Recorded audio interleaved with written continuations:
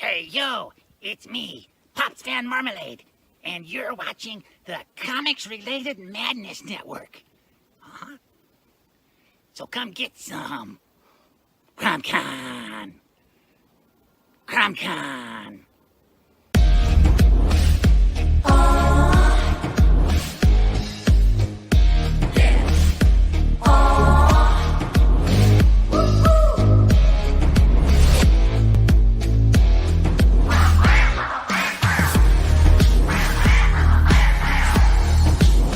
Your favorite podcast is Critical Blast.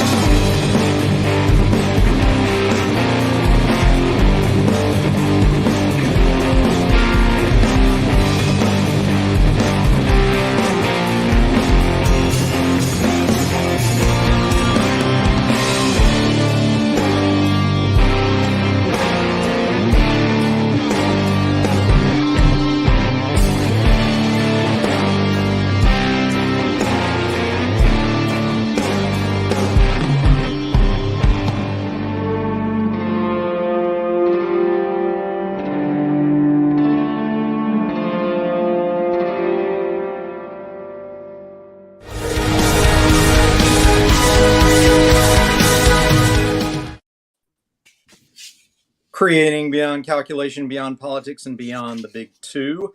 Welcome, Silverliners, to the wonderful world of Wednesday Wham. I'm your host, Dean Zachary, joined tonight by my co-host, Wordplay, Scott Wakefield, Barbara Kailberg, the Empress of the Inks, Rob Davis, the Paragon of Pencils, Aaron the Contrarian Humphreys, and our special guest tonight, who is right now in the void. He's emerged a bit, and we're going to make sure he joins us here in a moment. Chris Wozniak, also known as the Woz. There he is. Welcome, Chris. How are you? How's it going? It's going great, my friend. Just to let everybody know, I'll set the table a bit. Tonight, we're going to talk to Chris, who is a longtime veteran of the comics world. He's quite a prolific creator. He's been in the biz since, at least late 80s, early 90s. He's done it all from writing to drawing to inking, probably done some coloring and other things that maybe he doesn't want to talk about. But we'll go on with that a little bit later. We're going to talk about how he broke in, the glory days of the 90s, and what that was like, and what it was like to break in those days and going to cons and so on and so forth. Let's just get started here. Chris, tell us a little bit about, those early days. What made you decide you wanted to get into the world of comic book creation, and how did you start to go about that quest? Well, first an audio check, because I'm hearing a lot of corruption in the audio in the feed. Okay. So you guys Okay. hear me? Yeah, we can't can hear you. Yeah, We can't you are hear you. breaking up just a little bit, but yes. You guys are breaking Check. up. It's okay. Don't worry about it. Okay. Yeah, I mean, I got in because I was, I grew up really poor in the projects. I was broke. Uh-huh. I couldn't afford high school. I had to drop out of high school to go to work, and I couldn't afford college or anything. And it was something I could teach myself. So that was the impetus of it all. I just I needed something to do for a living. Needed a gig, right? Yeah. So were you in the city? Did you grow up, in New York? Yeah, I'm from the Lower East Side of Manhattan. Okay. From literally the low east corner. Right. Right. South So- becomes the FDR Drive. And so in those days, it was just a matter of walking to DC and Marvel and showing your work or getting to know some of the editors up there, right? I mean, yeah, would they let you just walk in and submit your work and talk yeah, to sure. them? Fairly open door policy. Throughout the '80s and into the early '90s, like you could. Just walk in, say No. hi. Yeah, no appointments or anything. Just Yeah, I did the same. Yeah. show your wares, and if you had a story or some art that you wanted to pitch, almost anybody could if they knew Right. you. Yeah, so if they knew Yeah. you, walk right on in. Go door to door to all the editors, say hi. How much Mhm. look for work. So at the time, who are we talking about at this point? Who's chief up at let's say Marvel at this stage? Well, that was Tom Would it DeFalco. be Thomas or would it be Roy? Or I mean, who were you talk to up at Marvel, for example? In the early days, I didn't know anybody at Marvel. I had an in at DC. Oh, good. I got to know Andy Helfer a bit. Okay. Yeah, I was a minimum wage messenger. Mhm. Those guys that walk around in the rain delivering packages. Sure. That's Sure. what I was doing out of high school. Wonderfully lucrative and exciting job.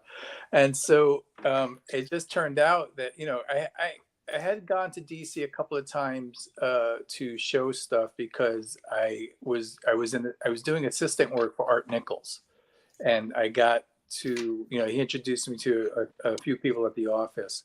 But while I was on my daily messenger run, I literally would get on the same stop at the same time with Andy Helfer, at the World Trade Center, and ride up to Fifth Avenue to do my run, and he was getting off Fifth Avenue to go up to the office. And so I would see him regularly 2-3 times a week and just take the ride with him. I just pestered the shit out of him. And then until he let me come by the office and show stuff.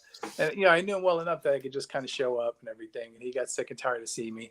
So he walked me around the office and showed me showed my stuff to some other editors. And it was Karen Berger who gave me my first work. Oh yeah.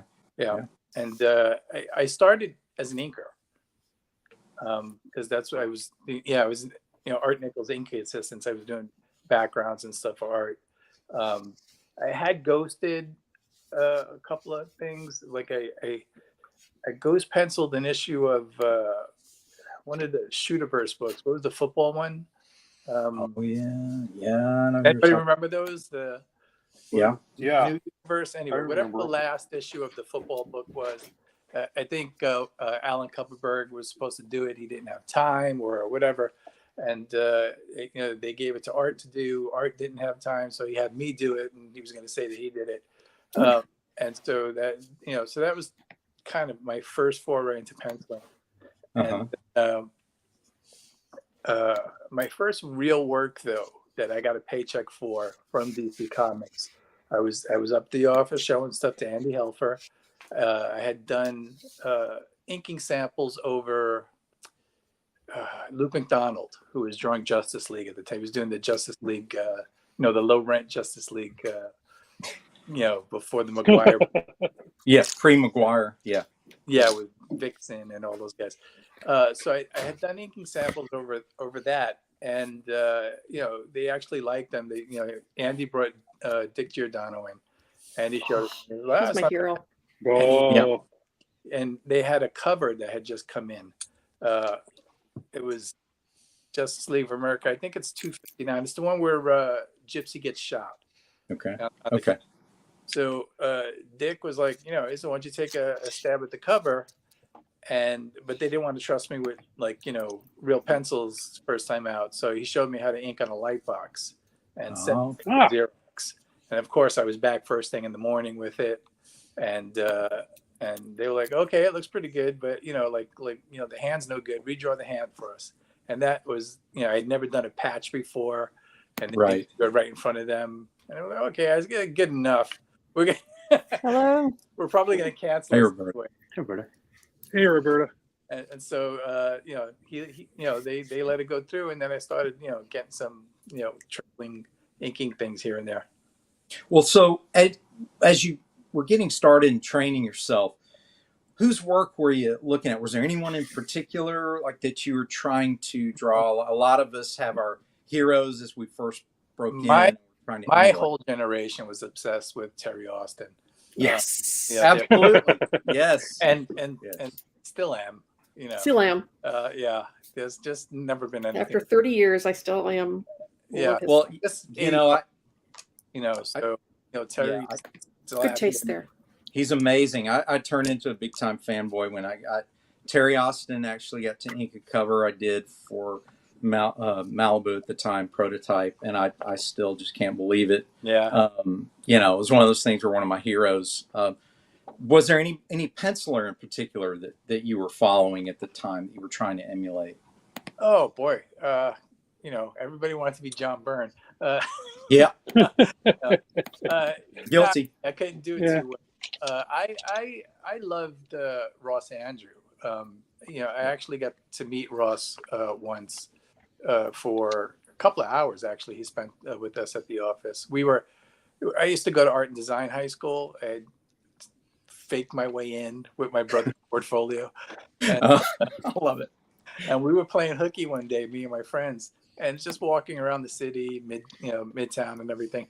And it's dead of winter. It's freezing. We have no money, and we're just wandering around the streets. And so a lot of it was in that whole giant underground complex under Rockefeller Center and everything. Right. Connect. It goes miles underground. And we just came up for air at some point, and in some random building. And my friend looked on the directory and was like, "Oh, dude, DC Comics is here." And we just got on the elevator and just went and asked if we could talk to anybody who was there. We didn't know that art worked there or anything. And we asked if there were, the receptionist explained that the artists don't actually work there. There are editors here. And we were like, who are the editors? And, at the time, Ross was an editor at DC. He was doing, handled a bunch of books. He was doing Jonah Hex and, a number of things. But as it happened, in my portfolio, I had just traded a copy of How to Draw the Marvel Way with this kid at school, Greg, who gave me 36 Ross Andrew Spider-Man comics. And I literally had them in my bag. So, and we were like, yeah, I want to see Ross Andrew. And so they let us in. Perfect. So, we're just like, some ghetto kids off the street, literally carrying a boombox. Oh my God. And we had That's awesome. girls with us, and they had to wait in the reception area. And Yeah. but Ross was really, really super cool. He sat down for more than an hour with us, answered every question, literally taped it. We erased the tape, whatever mixtape we had, we recorded over it. Wow. To interview Ross Andrew. I would kill to still have that. Yeah, it was something else. But he was really, really informative, super sweet guy, mega talented. Like in the office behind his desk, he had the original art, the cover for Superman, Spider-Man, the crossover. Oh yeah. Every awesome backgrounds and everything and all that stuff. Oh yeah. But he walked us through everything. He showed us, how the background's important, how to lead the eye, and perspective is to focus things on. Wow. Oh, You got a mini course. Yeah. Yeah, literally taught us all about composition. He just like walked us through a whole bunch of things and let us ask a million questions, and it was super sweet. And I had 1,000 questions about Jerry Conway, who was my favorite writer. And he was like, "Yeah, Jerry." I said, it was just a really, really nice experience. He took his lunch hour off. Oh, wow. Yeah, to sit with these stupid kids that stumbled. What an amazing memory. That's something Yeah. you'll have for the rest of your life. Yeah, Oh, yeah. get that. Yeah, Mhm. Ross did his very last drawing for me. About 94. I knew somebody. It was Spencer Beck. If I don't mention Spencer, he's gonna scream. But Spencer knew Ross, and Ross had retired from drawing. He was done. But I was like, no, you have to get a drawing for me. And he was like, he doesn't draw anymore. He wanted to do commissions. I was like, no, you don't understand. It's like I love comics because of Ross Andrew. You have to. He'll remember. Tell him about these bunch of kids that came in, and we recorded him with the radio and everything. We interviewed him, and Ross for sure. This is maybe 12 years later or something. I do remember that. And so Ross did a Spider-Man drawing for me, and he passed away 2 weeks later. Oh. No. Oh, Yeah. wow. What a great memory. Scott, I don't want to dominate Q&A here. You have any questions for Chris? Oh, I do not right now. I'm enjoying this. This is I glean all of this from all of you professionals, and I thought maybe I would ask a question later on about writing and so forth, tips and all those sorts of things. All right, Barb, what about you? I mean, you guys shared a lot of the same history in the early 90s. What we learned so far is don't go to school. Yes, I'm self-taught. I'm self-taught as well. I'm self-taught also. Yeah, Me and too. Me too. fake it Although till I you make it. did have some courses. Yeah, right. Exactly. Fake it till you make it. Fake it till you make it. Yeah, I Yeah. remember I had the How to Draw Comics the Marvel Way, and memorized every page, and I was putting together pages in a copy store at the time, and Roland actually ran into me there, and he asked, are you trying to break in a copy? Yeah. Well, I'm moving out to California. We're starting a company called Malibu, and I'm an editor. You mind if I take these pages? And I was like, sure, yeah, go. And they were Spider-Man pages, of course. But Aaron, what about you, my friend? You got any questions for Chris at this time, or we want to wait till a little later? No, I don't. Yeah, it's funny. I never got the How to Draw the Marvel Way. The big ones I learned from there was a How to Make Comic Books. I don't even remember the writer. I remember getting that, and then me and my friends would just go down and buy all the Bridgman. Was it Yeah. Scott McCloud? I had the Bridgman books. Yeah, those are the ones. Scott McCloud made a how to make comic books. Yeah, Yeah, I have a bunch of his how to stuff. read and how to make. Yeah. It wasn't Scott McCloud. It was somebody else. I think I still have the book somewhere, the hardback. I have one that's got several different people in it. It's had Dick Giordano and it had John Byrne in it, and I think this one even had like Nexus or something. I don't know. I'd have to find it and bring it Okay, out. that I remember, one. but I never got the How to Draw. I remember getting it looked like a coloring book of like a DC How to Draw Superman or something as a kid. But it looked like it was stable like a coloring book. Right. But right. yeah, I don't know. Like That again, when I was growing up, superheroes weren't the forte. It wasn't out in this area. the forte at that point. I lived near Portland, Oregon, so it was Dark Horse. So it was Dark all Dark Horse, just that's right. took everything. So it was sci-fi, fantasy, comics. So sure, yeah, sure. superheroes. Understood. Stuff. Roberta, questions for Chris at this point? Well, I just jumped in here, I guess. Yeah. I mean, it's just cool. Well, we can wait till things get further in, or you just jump in and ask. I wanted to touch base with Chris also when you first started getting a regular gig. I mean, I've seen your bio, and I've seen your work, been looking at your work for years, Excalibur and so on. What was the first steady gig where you were having to crank it? First gig where I got where I actually drew sequential few issues in sequence was the Spirit. Is that already had Spirit up at DC? They were going to cancel that book, and again, this is another Dick Giordano story. Dick Giordano, and they were about to cancel that book because sales had fallen to 62,000, and they were like, "That's the cutoff. Yeah. this book is garbage. We got to get rid of it. And so these days, and people were killed to sell 60,000 comics a month. Yeah, But, right. Right. Yeah. Those were the good old days. That was considered unpublishable. And so, Dick came in to tell Andy to axe the book. And he was like, look, the writer was Friedman, I think, at the time. No, was it Doug Mensch? I think it was Doug Mensch. Yeah. And Wow. yeah. And so, Dick told Andy, he says, look, unless Doug's really attached to it, it's just not selling well enough. And Andy was like, no, Doug likes doing the book. And he was like, okay, well, find another artist then. And so Andy was like, well, who do you want me to put on it? And literally, Dick just like waved his hand and said, give it to him. No kidding. Yeah. Just that easy. Okay. Just because All they right have then. sitting One there. of the signature Yeah. covers that I think everybody remembers you for, and I'm sending this right now over to Barb, and that is that open mouth shot of the Spectre. You obviously know what I'm talking about, right? I think that was his fault. Yeah. It's I just put it in the Wednesday Wham. I should send it to Barb.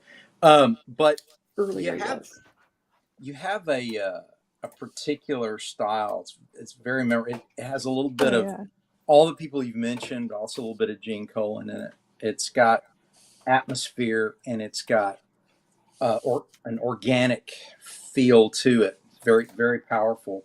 I love the fact that you would do that.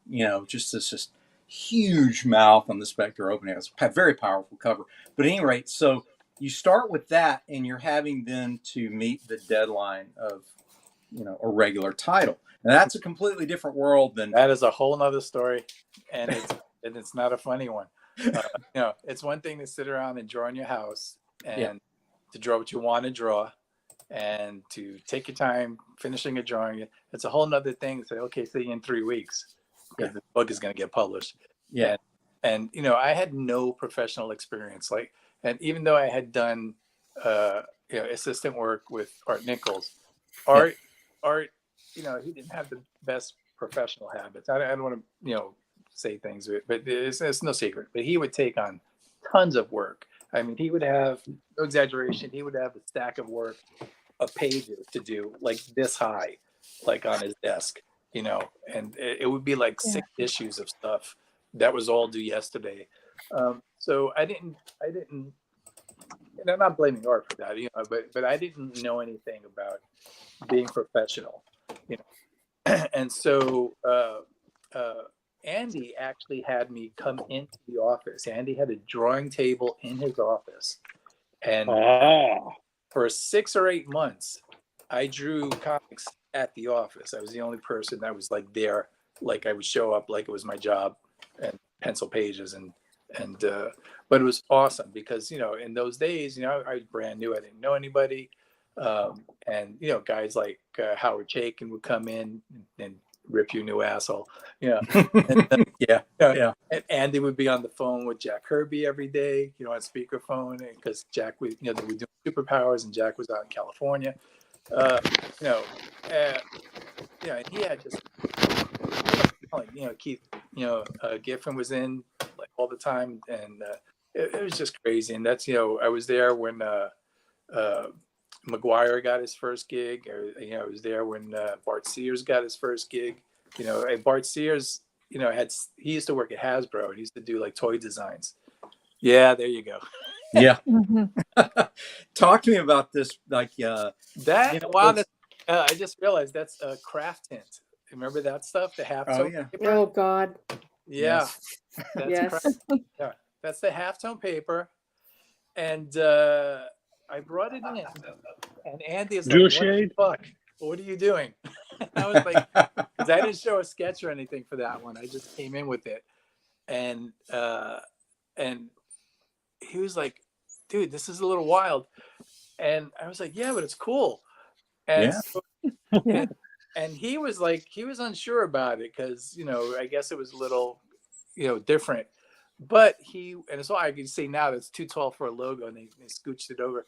But he went over. He brought me over to Mike Harlan's office, and he's like, "Well, what do you think of this?" And Carl's, I think that's pretty cool, actually.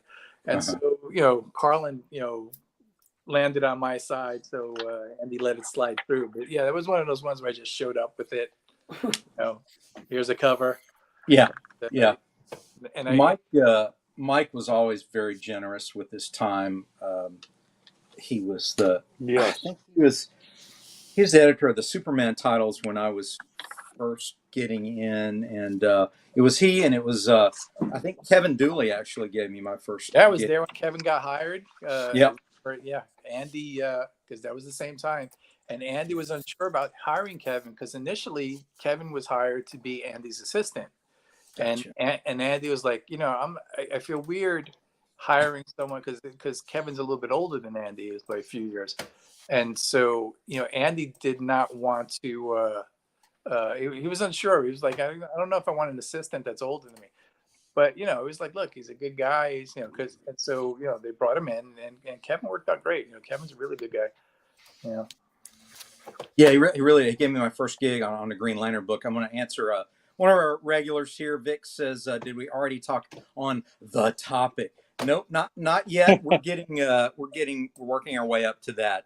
Chris is sharing with us sort of the breaking into the biz and some of his early work, which is really cool. The Spectre, and at this time we're approaching, the 90s, and the image thing is happening. How did that affect you, if at all? Like when the image guys left and started their thing, what were you working on, and how did that affect your it affected me very, very badly. Okay. There's two ways to look at it, and one is that I missed out, and the second one is that I probably wouldn't have survived it because I'm still young, and at that point I was out in bars meeting girls, and well, sure, yes, yeah. But was it Scott? Was it Rosenberg? Rosenberg. Yeah, Right. Scott Rosenberg initially asked me to be one of the image guys, one of the original ones, and I said no because I didn't want to upset Marvel. How's that for a good decision? Whoa, that's crazy. You were a team player then, man. Yeah, but had I made money like Liefeld or something at that, forget right. And I would have been dead in 2 years. So probably mixed blessing there. Probably. Yeah. Here's another one. Great cover. Tell us a little bit about this one. This one is kind of a rush job. This is that happened because I was young and schedule wise, and they were like, "Oh, we need a cover for this one," and we didn't have one. And I think I just drew that one in the office, which is why the inking is. I had a broken brush. It was so bad. That's cool though. People need to see like how it goes, and then I think we have one more Spectre cover that I haven't seen these in ages. Wow, that's me inking Pat Broder. Oh wow, cool. Yeah, and that very cool. Was inked in the office. I remember inking that in Karen Berger's office because someone needed the desk in Andy's office. So yeah, that's crazy. I like all the angles on the boxes. Oh, I know.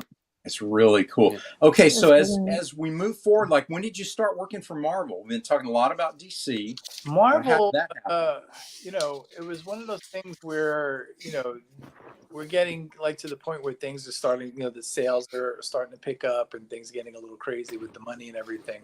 Right. For no particular reason, I was just like, I'm going to go to Marvel. I didn't know anybody at Marvel. I didn't, I didn't really have any connects there or anything. Right. But I was like, I'm going to go to Marvel. I'm going to do an X book. And I did that. And I was, as a DC, when I said it, I distinctly remember Dan Raspler going, what are you talking about? You're not going to just go to Marvel and do an X book. Yeah, I'm going to go. Like, why not? Why not? Right. So I just went over there cold, and I wound up getting Excalibur. It's amazing. That is so wild. I mean, people hear that now and they're like, "There's no way," you know. Yeah. So and again, that would have been my first regular title, and that was another, disaster because initially it was, knowing that I had not really done a run. They built into the schedule like 3 months for me to get up to speed, right? And so, that's how we were supposed to start. And 3 months go by and there's no script. Claremont eats the entire 3 months, and I get my first script, and I have 3 weeks to do the first issue. And then when I get the second issue, we have 2 weeks to do it. And literally, I think I did 5, 6 issues or whatever, but the last issue was done in 5 days. It was yeah. 5 days. Oh my God. It's a record. Did you sleep? No. And you can tell that clearly I'm out of my depth, and I'm, I just wasn't good enough to draw that quickly. Kyle Baker can do that. He's a phenomenon. He can draw anything. I've seen him draw a 8-page backup story in a half hour sitting at a convention. Oh, good grief. Yeah. Oh, wait. Here's a Kyle Baker story for you. We were out mid 80s, late 80s, whatever it was. And we're in the village. It's summer and we're bar hopping and we're, and I distinctly remember going back to the bank machine and I drank $400 that night. I was not buying rounds for anyone. Oh, wow. Getting his own money. I was getting and we were just drinking all night, and we just got sloshed and went home in the wee hours. So, and we both lived on the Lower East Side in those days. So I got home and I just couldn't sleep. I couldn't, I was just like, and then the sun came up and I was like, just going to get a cup of coffee. And so, I get a cup of coffee, and then I decide to walk back to the village because Saturday morning, it was my ritual to go to Forbidden Planet, go buy comic books. That's what I did every Saturday morning. It was nice long walk. And so, I get to Forbidden Planet. It's like 10 o'clock. I'm waiting for them to open. And, I'm just dragging ass. I'm, I haven't slept, and, I was drinking that before.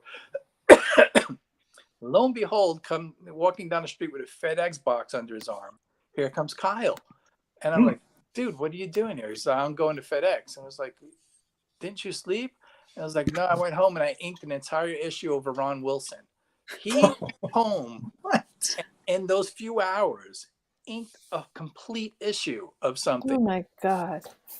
And it was amazing. That's insane.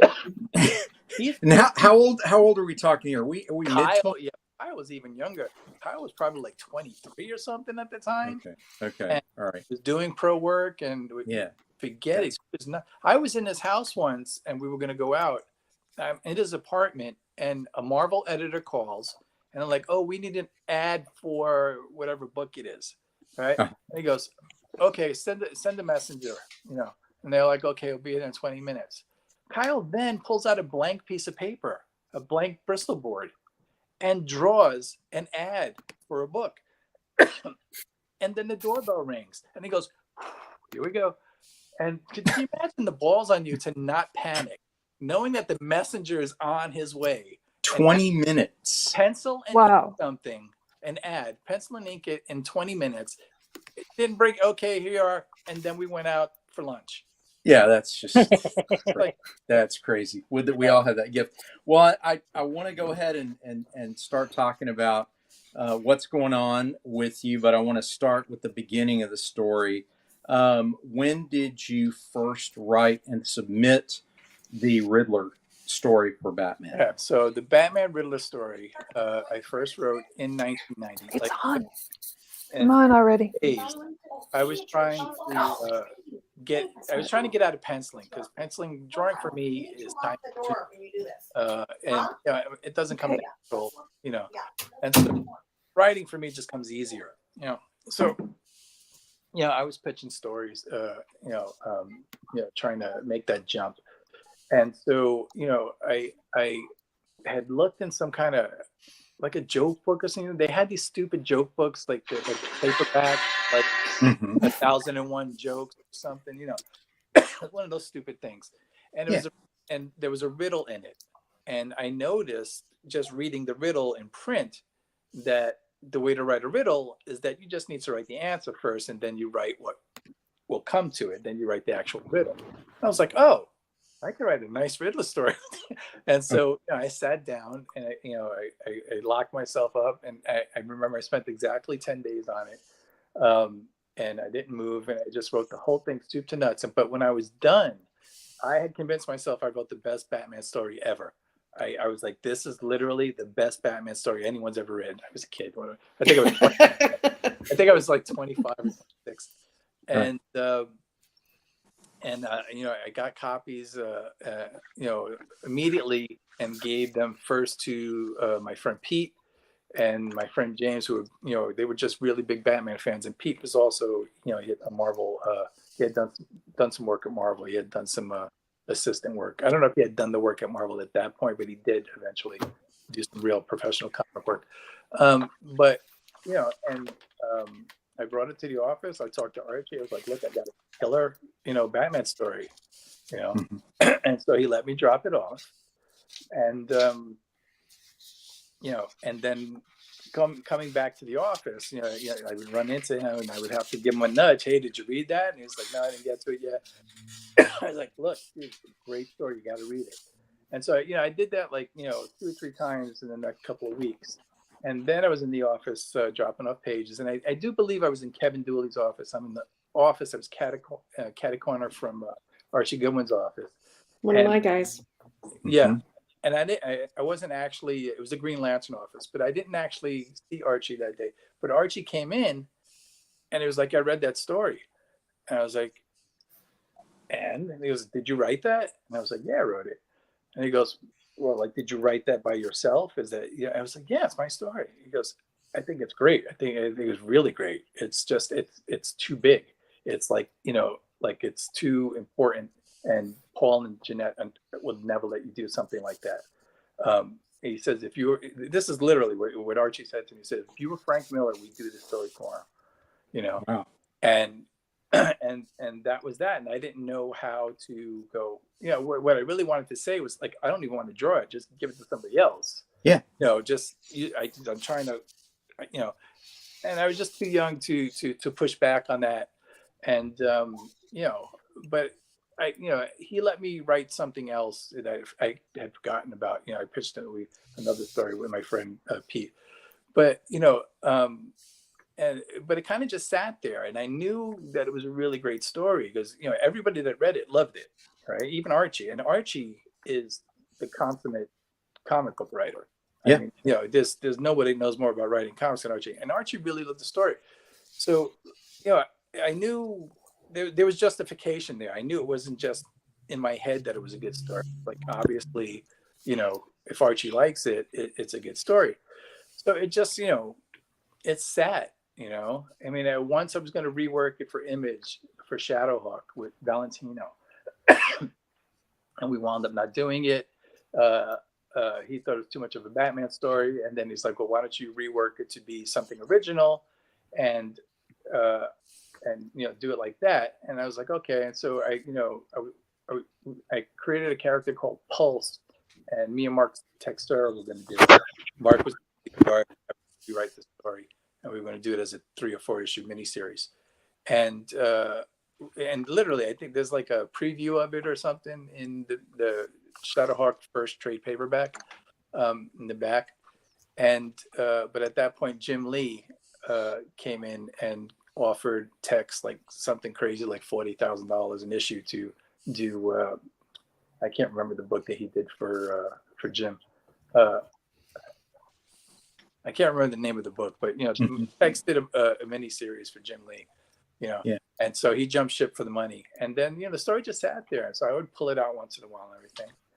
I resubmitted it to DC after. I remember, this is after Archie passed. I was like, well, there's a new Batman editor. So I think it was Jordan Gorfinkel, so I sent it to him. I didn't hear back, and then, but to other guys, I would just pull it out anytime somebody was talking about doing the project. I was, look, I got this killer Batman story. We just never did, and, you want to check it out, and maybe we'll bring it to the office, and I showed it to Tex and Chris Batista, guys that name guys that work. Yeah. And we just never got around to doing it. then 2008, at a New York Comic Con, and I had a booth or a half booth, and I was going to do a self-published book called Barren Soil. I was going to do it, I had a big poster for it, and this guy, walks up to me and says, "Look, I really like the title of your comic. Can I have a complimentary copy?" And he also said, "I'm a movie producer, so what do I care, right?" Yeah. Here you go. I'll give you. So he had like a stack of books with him. So apparently had been doing this with quite a few people, but he gave me his card. Said, "I'm always looking for things. I really like the title of that." And that was that. I didn't think anything of it. I went home after the convention, like a few days later, and I looked him up and realized, he's the Batman producer. He does all the Batman movies. I was like, I got this killer Batman story just sitting around, So of course I sent it to him. It's like, look, here's this Batman story, and he came out of DC too. So I just thought this was a safe thing to do. I've always been treated fairly by anyone from DC. I didn't think anything of it, to, send him a story, and I was like, look, this is a story, that we never got around to doing. It's make a fantastic movie. I gave it a little brush up before I sent it to him. I turned it into treatment. And that was that. I didn't hear back from him or anything. And, and unbeknownst to me, just a few months after that, the Warner Brother producers are announcing that the new Batman movie with Christopher Nolan directing is going to be the Riddler. And there are articles about it talking about a Riddler serial killer story with a Catwoman and Penguin subplots. So, because they were talking about Rachel Weisz for Catwoman, Jonah Hill for the Penguin. And so clearly we're talking about the same story that got made. So, but Christopher Nolan refused to do the story because he had just done the Joker. It was going to be that they wanted it for Nolan's third film, and and the Warner producers, this is Michael Uslan, they were pitching it to DiCaprio. They were trying, there was rumored that they were pushing really hard to give it to him, and Johnny Depp. And so this is like literally just I submitted it in April, first week of April, second week of April. And by August, these articles are popping up. Next movie is going to be the Riddler. It's going to be this great thing. And I never saw any of those articles, so I would have lost my shit. But but the thing is, I was giving this guy benefit of the doubt. I gave it to 2008. The movie just came out. It's sitting around a long time. Maybe he forgot where the story came from. You're like, this could be a misunderstanding or something. I made all these excuses for this guy, but as soon as I gave him my story, he took my name off it and passed it off as his own immediately. So the ethics here are shocking. And so Christopher Nolan refuses to do the movie because he didn't want to do another cerebral villain. He wanted to do a more physical villain, so that he went with Bane. But the next Batman solo project is this Riddler story they were so hot to do then. And what is this story that they dying to do?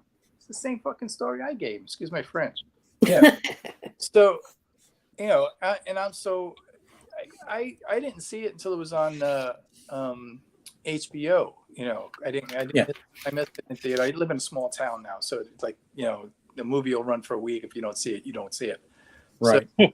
So, and so I'm watching the movie, and I can't believe this. I'm losing my shit, Mm-hmm. And by the time they get to the scene where he's behind the cell, and he's revealing that you might know he's Bruce Wayne and everything, I was, you are fucking kidding me, man. I was livid, And I stopped the movie, and I watched the movie in the first place because I was on the phone with Chris Batista, and he told me he liked the portrayal of Batman. He thought it was like the most Neil Adams like Batman, and that got me interested. I was, what, I'll watch it tonight. You're gonna watch it, but I put it on. So I got on the phone and I called Batista. I was like, did Michael Uslan produce this movie? And Batista said, no, I don't think so. It's not. I don't think he's in it anymore. And but he's wrong about that. And and so I watched the rest of the movie, and it goes straight through my whole story, right down to the ending with the mysterious Joker who had orchestrated everything. And I was like, you are fucking kidding me. And then Michael Uslan's name comes up, and I was like, motherfucker. And I'm on texting with Batista immediately, and just what do you do at that point? It's like. Well, I want to ask a couple of things here because I know everyone's going to be wondering, when you first gave it to Uslan, did you think to yourself, I should probably get representation or paperwork regulating this, or an NDA or something? Because all of us who have ideas and we want to submit to these, people, your nightmare is that this is going to happen, right? But so back in the day, it was different. In the 90s, it was a different protocol. I didn't see it like sending it to a stranger. When Uslan came out of DC, right? And I came out of DC, and he knows people I know, right. Right. I just didn't think anything of it. It would, like giving a story to Mike Carlin or something. It was like, he's gonna run away with it, and I was really wrong. I mean, like this is like the definition of that sleazy Hollywood producer kind of thing.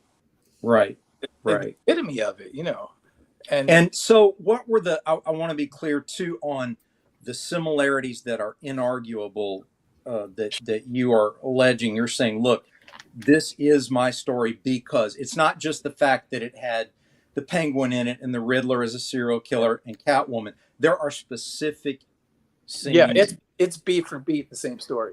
Like literally, it's the exact same story. All they did. First of all, we're only talking about the Riddler story. My story does not have Catwoman and Penguin subplots.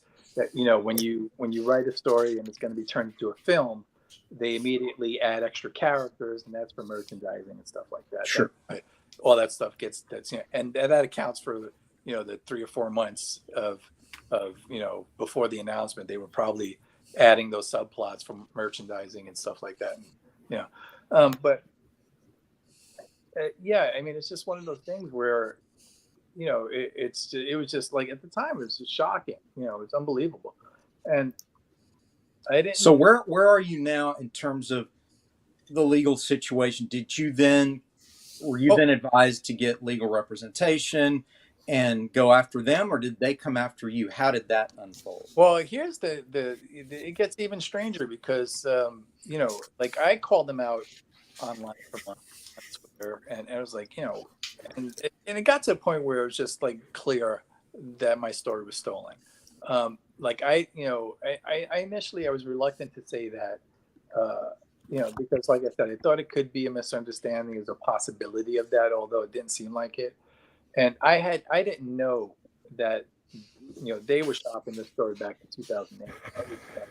I only found that because after everything blew up and Batmangate was trending on Twitter, some guy sent me an anonymous email.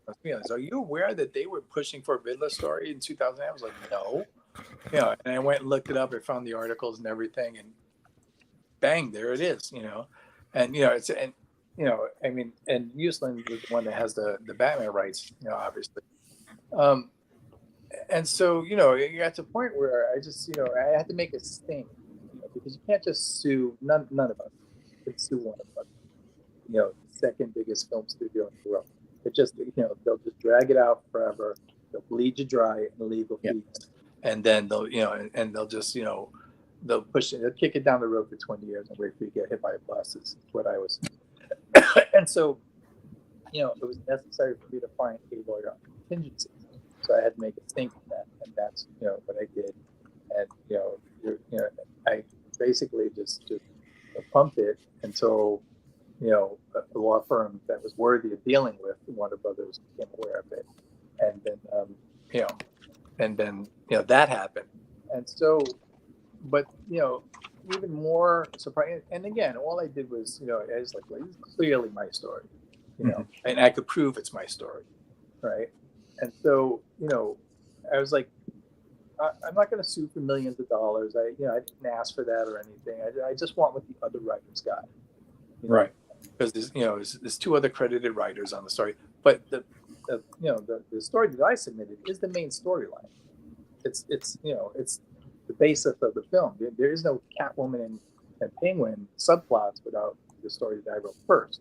So the whole film is structured around my story, and so clearly I had to sue, or eat it, and I'm just not going to do that. That's right. I'm not going to just take that beating, and so but anytime that anybody sues a major film studio, for over a story, the response is always, you're crazy. We never saw your story. It's all a coincidence. Blah, blah. The response to my lawsuit was they didn't even deny it. They just said you didn't have permission to write it. It's an unauthorized Batman story. So essentially, they are claiming that no one gave me permission to write it. So therefore, they own it, which is an insane precedent. They're saying that basically, they could, without a contract, without giving you credit, without giving you money, any compensation, with nothing, they can confiscate your story because it has their character. And I need to clarify. I'm from New York. That's just bullshit. Because there's a difference between copyrights and trademarks. They own the trademark to Batman, right? And I copyright to the story.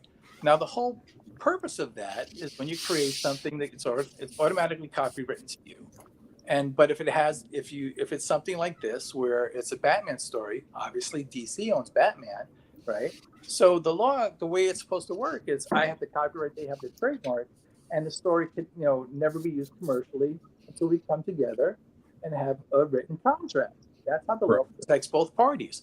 They're like, no, it's ours. And so, literally, in their response, they didn't even deny using it. They were just like, no, it's our story because it has Batman in it. And so they basically they appointed they pressed DC, because I didn't sue DC. I sued Warner Brothers for using the story, and they, to put up a roadblock and to protect Matt Reeves and Michael Uslan, they prompted DC to sue me for writing an unauthorized Batman story and to basically try and take the copyright away from me. And so they're suing for ownership of the story. So, an insane response, to, because they know, the real problem is, just based on the story I wrote and the proof that I have, if you put me in a room with 12 jurors, I'm walking out with that win. If we A/B everything and where it came from and walk it through, 90% of the people are going to land on my side. And so what are you seeking, if I may ask you? You're seeking fair compensation for the story, you're not claiming, obviously they own Batman, but you're saying you want fair compensation for the story. But it's my story. So, they're not supposed to use it without negotiating a contract. And they, and clearly Uslan went and ran with it and claimed it was his, or I don't know what he claimed, but he essentially pushed it off as his own. And so, so we're going to go forward, and I'm fine with that, they're like, oh, we want to hear, they want this to go through jury. Yeah, I bet you do. Let's go tomorrow. It's just bullshit. They put roadblocks and they drag it out and they justify. They just want to basically try to exhaust your funds, but I don't care. I'm like, I said, let's go to distance because this is, I didn't start this fight. I just admit I wrote the story. Basically, where we are now is it's going to probably go to court, right? Unless they come to you with a settlement or something. Or I would love to, I'll be honest with you, I would rather go to court and lose than get a settlement, because I would love for everyone to see how it is that they operate. And I would love to see these guys on the stand having to testify and let them talk their bullshit for everyone to see. The money would be great, right? But the truth is that this is how they treat creative people. It's the principle of the thing. Mm-hmm. It's the principle of it. Yeah, It's the little guy versus the big guy. I want to give you a chance to tell people where can they go to check out your story? Is there a GoFundMe? Yeah, there's a GoFundMe. I think it's Chris Wozniak versus DC Comics. Okay. Okay. I don't know. DC Comics versus Chris Wozniak is the title across. Okay. Yeah, so there's GoFundMe, and everyone can help out because, I am going to have to pay for, expert witnesses and stuff like that. And that's going to be tens of thousands. But just like here, I have a question, and I have no idea if this works with writing, and I don't know if this, because I know with art, I don't know if this is a defense they'll use against you, but I know in art it's like what 10 to 15% change makes it it's a, in other words, you're not getting compensation from the original work. So if you change like it's like 15 to 20% of the work of the artwork, the word you're looking for is derivative, right? And so the original owner, so it's not going into the original purpose of the original artist derived from. I don't know if that works in writing, but they may. And I was wondering if they would use the fact that they added Catwoman and what was it? Catwoman, Penguin. That they would say, well, we've changed the story enough that it is our story, not yours anymore. I'm not saying they would, but I wonder, and I don't know if that works with writing at all. They're gonna have to something. It does. Does it? Yeah. Okay. But still, But the thing is, I don't think that applies here because, as he mentions, the basis of the story itself was the his. subplots of so he could argue he was the first beats writer. of the story are his. Yeah. It's basically theoretically. Yeah, I'm not trying to dissuade. I was just thinking of the, and I was wondering if that works the same with writing and theoretically and what art. I wrote, I own, and anything added to it, they own. Okay, that's how copyright. But still, I mean, you would be credited and paid as one of the. Clearly, you have 2 or 3 writers in the movie, right? Clearly, I mean, I don't see why they wouldn't do that. Yeah. Getting credit might be harder than getting money. I mean, I know. Well, look, all the. Look at how long it took Bob Finger to get on the credit for Batman. Yeah, Michael Uslan takes every opportunity to bring up Bob, Fingerman because he's dead. He doesn't have to pay him. Right.